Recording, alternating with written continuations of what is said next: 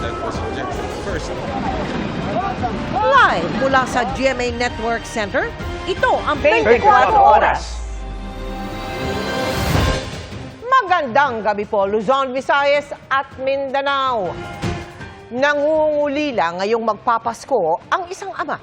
Matapos tangayin ng kapwa niya street dweller ang anak na magdadalawang taong gulang pa lang. Naaresto na ang umano'y kidnapper pero bigong matagpuan ng sanggol. Pag-amin ng suspect, ginamit niya ang bata sa panlilimos bago iwan sa kanyang kaibigan. Nakatutok si Oscar Oida. Sobrang bigat. Sobrang hirap na po ng namin, sir. Ang bigat na sa pakiramdam, sir. Di na namin alam kung nasan yung anak namin. Kung nakakain ba siya ng maayos. Kung saan-saan na hinanap ng street dweller na si Melvin ang anak niyang si Kiana Jane na 1 taon at 7 buwang gulang lang. Nakuhanan pa ng CCTV ang suspect habang karga ang bata nang lumabas sa convenience store noong December 10. Kwento ni Melvin, nakilala nila ang suspect sa kanilang racket sa lugar bilang tagabukas ng pinto para sa mga customer. Maghahanda na kami ng dapat kakainin namin. Nag-offer po itong suspect, sir, na siya na po daw sasagot sa ulam namin. Siyempre bilang minus gasto, sir, pumayag kami, sir. Tapos siguro po mga 10 minutes, sir, hindi pa siya bumabalik, kinabahan na kami, sir. Yung misis ko, agad na naghanap. Agad silang dumulog sa barangay at pulisya para i-report ang insidente. Lumalabas sa investigation namin na yung minor parang naipagkatiwala niya sa mga sa suspect. Ang paalam kasi ng suspect nila na bibili lang ng pagkain. So pumayag naman po yung mga parents nila. Tapos after a while, napansin nila hindi na bumalik yung bata. Kalaunan, natagpuan din naman ang suspect pero di na nito kasama ang bata. Na-aresto po namin yung suspect. Umamin naman po siya na ginamit niya nga pong sa panlilimos yung bata at kung saan-saan nga po sila nakarating. Tapos pinahiram niya raw po iniwan niya raw po yung bata doon sa kaibigan niya sa may Muñoz. Isinama ng mga pulis sa Muñoz ang suspect para maituro ang sinasabing pinag-iwan ng kaibigan. Pero bigo silang matuntun ang bata. Hindi niya raw alam ang pangalan pero kaibigan niya daw.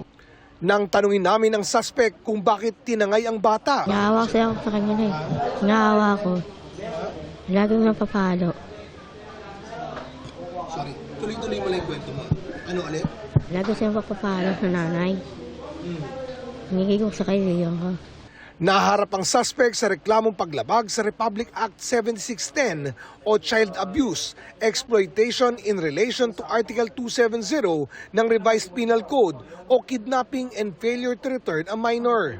Tuloy-tuloy pa rin po ang paghahanap natin sa nawawalang bata. Nag-coordinate na po tayo sa mga nearest police stations, ganun din po sa mga barangays. Patuloy namang nagdarasal at umaasa si Melvin na makakapiling pa rin muli ang pinakamamahal na anak. Baka po makita nyo yung anak ko. Pagbigay alam nyo naman po kagad sa amin. Ayon sa DSWD, tuloy-tuloy ang kanilang programa para mayalis sa mga kalsada ang naitalang 15,000 nakatira sa mga ganito sa Metro Manila. Nagsasagawa tayo ng reach-out activities sa mga families and individuals in street situation at dinadala natin sa processing center. Meron tayong livelihood interventions. May at tinutulungan natin sila para makapag-umpisa o makapagpatuloy ng kanilang kabuhayan doon sa kanilang mga probinsya. 10,000 na ang naipasok nila sa programa at patuloy na hinihikayat ang iba pa. Meron talaga mga individuals na ayaw sumama. Kumbaga, di ba, parang they find comfort na living in the street. Dapat walang naninirahan sa mga lansangan. So babalik at babalikan yan ng aming pong departamento. Para sa GMA Integrated News, Oscar Oida, nakatutok, 24 oras. Hi! Nagbibiruan at nagtatawanan pa ang mga tao sa Facebook Live na ito sa isang salon sa Camiguin. Maya-maya, biglang pumasok ang isang lalaking nakaputi at tinungo ang isang hairstylist na abala sa kanyang kliyente. Maya-maya pa, Bigla na lang pinagsasaksak ng lalaki ang salon owner. Sa labis na pagkabigla, nagtakbuhan ang mga kliyente ng salon. Ang isa pang hairstylist, pinigilan ang sospek. Nagpambuno pa ang dalawa hanggang makalabas sila sa salon. Ang biktima na may-ari din ng salon, sunod na makikitang duguan at pilit na inaampatan ang pagdurugo ng kanyang leeg. Dali-daling nag-report ang mga residente sa Mambahaw PNP na nagresulta sa pagka-aresto ng sospek. Lumalabas sa investigasyon ng PNP na ang biktima at ang babaeng live-in partner ng sospek ay matagal nang may alitan na umabot pa sa social media. Adunay mga online verbal dispute ang iyang live-in partner sa maong biktima. So gaaway sila through online posting online nga maoy taud-taud na pod nga moy kanang siguro nakaingon kini siya sa maong suspetsado ang maong katong kontra sa maong biktima. Nasa mabuting kalagayan na ang biktima na hindi na nagpaunlak ng panayam. Wala pang pahayag ang sospek pero umamin na ito sa PNP na nakainom siya noong nangyari ang krimen. Magpasaka og kasong frustrated murder ang maong biktima kabahin niining insidente ug he will be inquest no sa ato ang piskalya. Mula sa GMA Regional TV at GMA Integrated News, Cyril Chavez, nakatutok 24 oras. Narito ang update sa viral na pananakit ng isang pickup driver sa isang nagkakariton. Kinumpirma ng komedyanteng si Pokwang na kapatid niya ang navideohang humampas sa ulo ng biktima. Humingi siya ng paumanhin at may pangako sa anak ng nasaktan na napaiyak sa gitna ng tensyon. Nakatutok si Maki Pulido.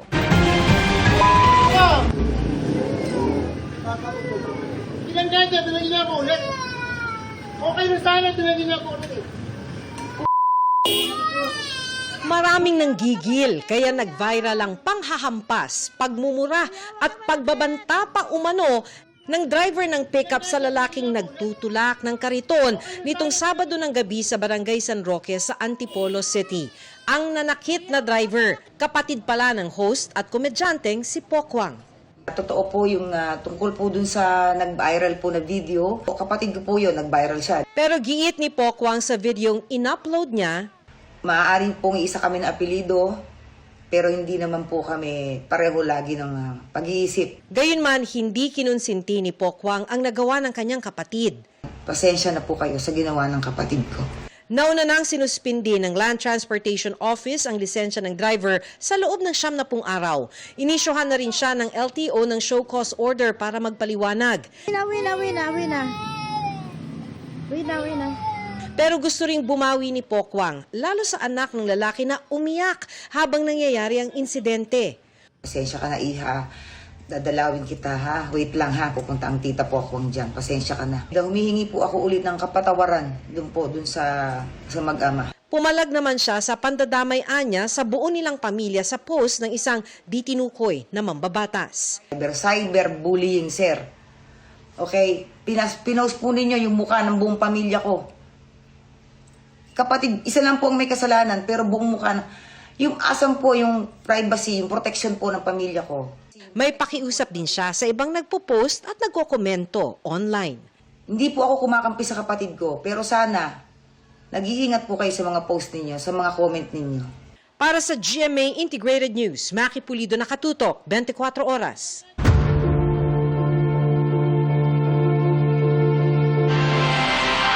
Humingi ng tawad si Public Works Secretary Vince Dizon kaugnay sa kulang na datos na isinumite ng kagawaran sa Senado. Yan umanong mitya kaya natapyasan ng mahigit 40 bilyong piso ang 2026 budget para sa DPWH na hiniling nitong maibalik. Naantala niyan ang budget hearing ng BICAM kaya may ilang pabor sa reenacted budget. Nakatutok si Ian Cruz. Umabot sa deadlock ang Bicameral Conference Committee sa budget ng Department of Public Works and Highways kaya na-postpone ang pulong kahapon. Hinihingi kasi ng DPWH na ibalik ang 45 billion pesos na tinapyas ng mga senador sa kanilang budget dahil magkukulang raw ang pondo para sa tinatayang 10,000 proyekto. Mali daw kasi ang computation ng Senado sa halaga ng mga materyales na gagamitin sa mga proyekto. Pero sabi ng Senado, ang DPWH dapat ang umaming nagkamali dahil sa kanila galing ang mga isinumiteng datos. Kanina, sinulatan ni Secretary Vince Dizon ng Senado para humingi ng paumanhin. Sabi ni Dizon, kulang ang inisyal na datos na isinumite nila sa Senado kaugnay ng updated construction materials price data. Inaamin niyang hindi sapat ang kanilang ibinigay sa inisyal na datos para makompute ng tama ang bawat isa sa halos 10,000 apektadong proyekto. Magsusumite daw ang DPWH ng karagdagang datos para mas maging makatotohanan ang basihan ng kakailanganing pondo. Git niya, iisa lang ang layunin nila. Kailangan mapababa natin, finally, after so many years, ang presyo ng materyales ng mga proyekto sa DPWH. At yon ay common purpose ng Pangulo at ng Kongreso. So yan ay committed tayo dyan, committed ang Pangulo. Paulit-ulit nating sasabihin, ngayon na naibaba na natin, never nang tataas yan. Pero ngayon, sa kasalukuyan, nandun na ang mga staff natin sa Senate para i-apply na yung mas accurate na adjustment.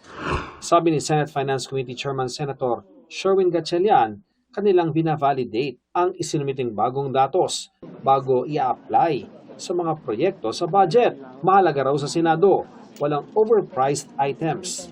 Yung sinabit nila sa amin, walang hauling at walang logistics. In short.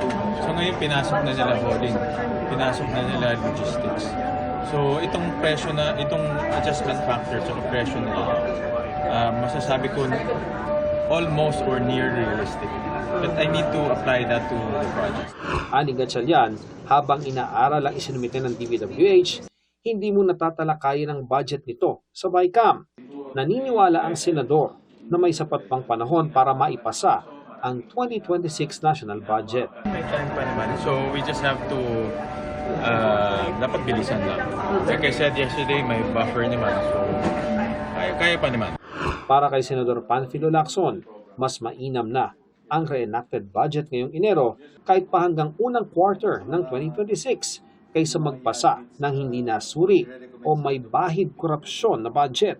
May pinuna pa si Lacson na nasa 8 bilyong pisong farm-to-market road projects na hindi properly identified, walang grade coordinates o description. Sa kanilang majority caucus kahapon, nagkaisa ang mga senador na huwag itong payagan. Habang ino-process namin, merong kaming na-identify na kulang na actually 8 billion. 8? So hindi ng 5? Yeah, 8. But so ang magiging posisyon natin dito, we want we will move for the reconsideration of the approval of the 33 billion. Ask for a itemized geotag coordinates of the farm-to-market roads under that amount, specific projects, before we agree to approve it. Komporme rin si Majority Leader Senador Mig Zubiri sakaling ma-reenact ang budget kung hindi ito mapapaabot sa 3 oras. Kapag kinapos sa oras, kasi kung hindi kaya ipaliwanag at hindi makorek ng DA, yung kanilang pinalitan na at least 5 billion pesos worth of farm-to-market roads, baka gahulin sa oras. May alinlangan naman ang Malacanang kung mauuwi sa reenacted budget. Ayaw po ng Pangulo niyan. Kahit po ang Department of Finance ay nangangamba kung magkakaroon ng reenacted budget dahil marami po madidelay na proyekto kapag nagkataon. Para sa GMA Integrated News, Ian Cruz sa Katutok, 24 oras. Pansamantalang umalis sa tanggapan ng NBI si Sara Diskaya para humarap sa Office of the Prosecutor ng Malabon. Kaugnayan ang reklamo ng City Hall dahil sa wala umanong permit na demolition at construction ng kumpanya ng mga Diskaya sa isang city property. Nakatutok si Dano Tingkungko. Bantay sarado si Sara Diskaya nang payagang umalis sa NBI hanggang dumating sa Office of the City Prosecutor sa Malabon City pasado alas 12 ng tanghali. Ayon sa DOJ, humiling si Diskaya ng temporary release para makadalo sa pagdinig kung may kinakaharap siyang paglabag sa Anti-Graft and Corrupt Practices Act at theft o pagnanakaw. Violation of RA 3019 as well as the light felony of theft. As to the specifics po, hindi ko po maibibigay. Kasi sa local na po yan eh. Sinagot ng DOJ ang issue sa paggamit ng resources ng gobyerno sa pag-escort kay Diskaya na voluntaryong sumuko sa NBI matapos ang pahayag ni Pangulong Marcos na lalabas na ang warrant of arrest sa kanya kaugnay naman ng mga ghost flood control projects sa Davao Occidental. The fact that her liberty is now being restrained despite the absence of a warrant of arrest means that the government is actually taking steps forward to be able to make sure that she or any person involved in these cases are held accountable. Wala pong preferential treatment. Alauna ng hapon ng pagdinig pero pagka 5 minuto lang ay dali-dali ring umalis si Diskaya at mga bantay na tauhan ng NBI. Hindi siya nagbigay ng pahayag.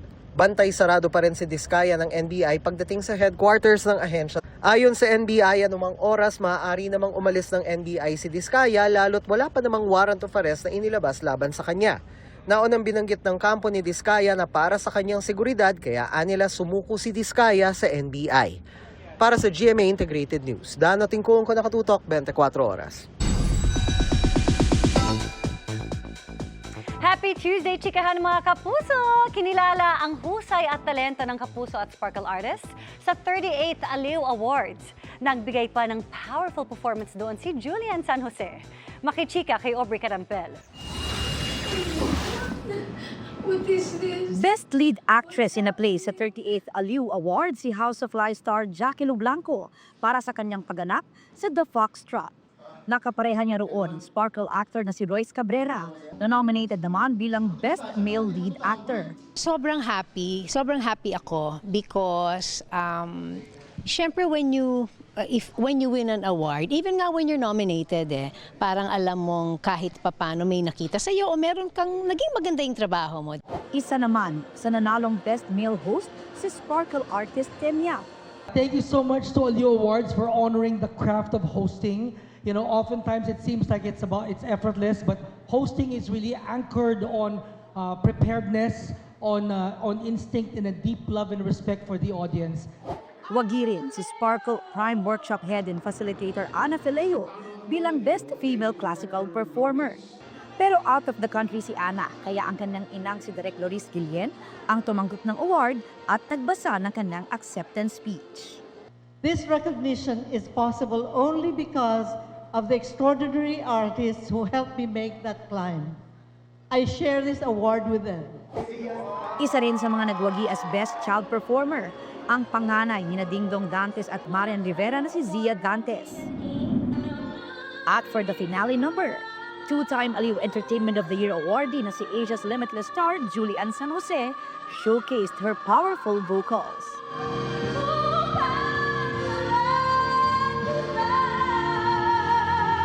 Siya rin ang nagpresent ng Entertainer of the Year award. Binigyang parangal at pagkilala rin ng Aliw Awards Foundation ang ilang artists and personalities na nag-excel at may mahalagang kontribusyon sa larangan ng entertainment. Kabilang si The Class Judge Lani Misalucha bilang isa sa Lifetime Achievement Awardee. Aubrey Carampel, updated sa Showbiz Happening.